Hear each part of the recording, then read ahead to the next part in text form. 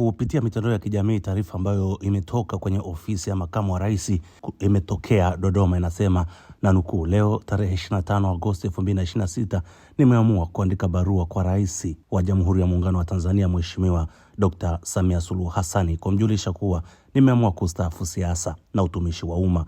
Hivyo nimejiuzulu nafasi ya makamu wa rais wa Jamhuri ya Muungano wa Tanzania kwa kuzingatia ibara ya 50 kifungu cha pili C ikisomwa pamoja na ibara 49 kifungu cha pili ya katiba kuanzia tarehe 4 Septemba mwaka 2026. Naendelea kunukuu, anasema tarehe 27 Agosti 2025 nilimwahidi Mheshimiwa Rais Samia Suluhu Hassan kuwa nitamsaidia yeye na nchi yetu kwa uwezo wangu wote na kwa uaminifu. Pia nilimhakikishia kuwa siku yoyote akiona anahitaji makamu mwingine wa rais nitaachia nafasi hii. Nimejidhihirisha pasipo na shaka kuwa Mheshimiwa Rais anatamani kufanya mabadiliko, hivyo nimeamua kutimiza ahadi yangu. Anamalizia kwa kusema, kipekee nimemshukuru Mheshimiwa Rais na Chama cha Mapinduzi CCM kwa imani yao kwangu. Natumia nafasi hii pia kuwashukuru Watanzania wote kwa ushirikiano mkubwa mlionipa wakati wote nilipokuwa katika utumishi wa umma, na wahakikishia kuwa nitaendelea kuwa raia mwema wa taifa la Tanzania. Na barua hiyo imesainiwa